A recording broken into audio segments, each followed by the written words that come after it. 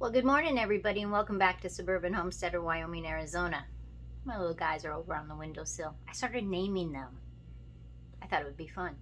Today, we are going to make Jello with some white grapes inside a cantaloupe. Now, things to note. You want to make sure your cantaloupe is not hard. You want it to be all the way ripe. Otherwise, it just won't be as good as it would be otherwise. You could also do this like in a watermelon or honeydew melon. And it can be really festive. So if you're having guests, it's a fun thing to do. And you can even serve it at breakfast, or you could serve it lunch or dinner. So let's go make Jello inside a cantaloupe and see how it turns out. So I took and got a cantaloupe. I was kind of looking for one that was a little bit flat on the bottom just because it's easier to do because you can stand it up. And I'm just going to go in about an inch and just slice it all the way down.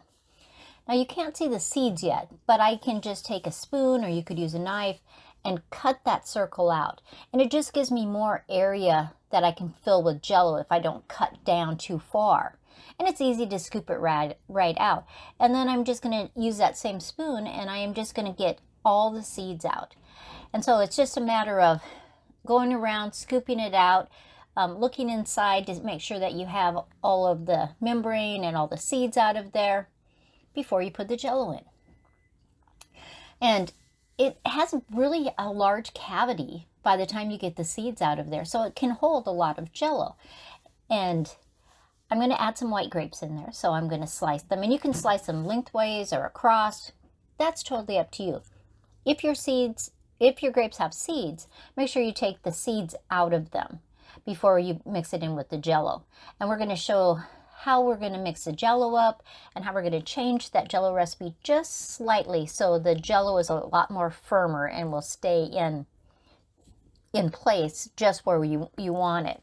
So after you get as many grapes cut, you're going to make the Jello. So today I'm using Welch's Strawberry Peach. I was going to use raspberry, but then I decided I'd use Welch's. And Welch's calls for 1.5 cups of hot water. And I actually boiled it in my tea kettle. And I'm going to set my timer, and I'm going to mix that for 2 minutes. Because nothing is worse than Jello that doesn't set up or Jello that's grainy. So if you just set your timer on 2 minutes, the Jello will be perfect. And see how it starts to foam up a little bit. When the 2 minutes is up, that's when you're going to add your cold water. Now I have water that's spring water that was in the refrigerator, so it's really ice cold. And instead of putting the 1.5 cups, with this I'm only putting 1 cup. So depending on your recipe, you're just going to back off the amount of cold water. And I'm going to stir that in. And when you have that mixed up, you're just going to throw your grapes or whatever fruit that you're putting in your mixture to go into the cantaloupe.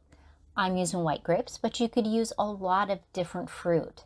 It doesn't really matter. It's just what you would like and the combination of the cantaloupe with the fruit.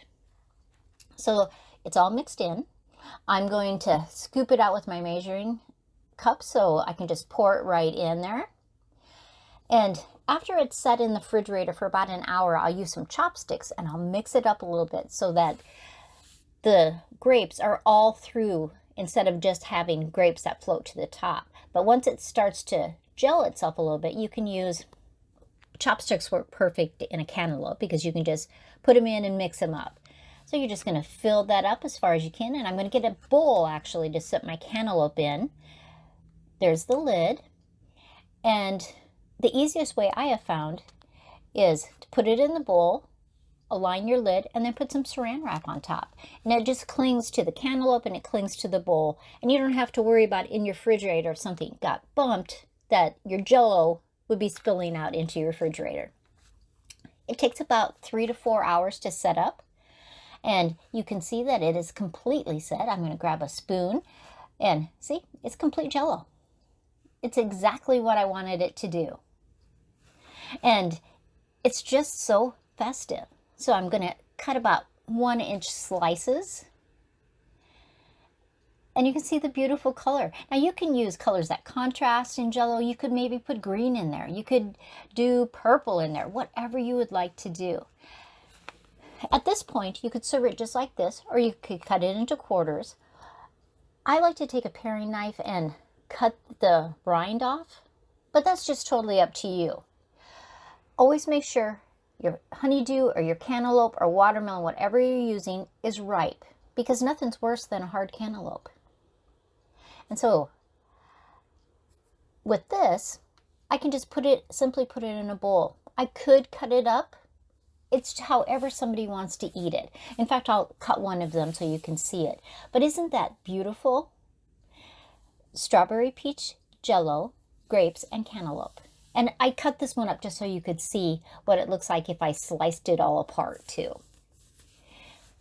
But it is a beautiful dessert.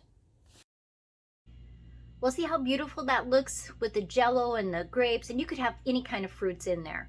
In fact, with a watermelon, you can literally scoop a whole bunch of the watermelon out, put part of it back in, and add apples, bananas, peaches, pears, dragon fruit, all kinds of different fruits inside there. Whatever flavor Jello that you want, and then just let it set up. It is a great, fun project to do. A fun project for kids too. So have a wonderful day, and I will see you next time.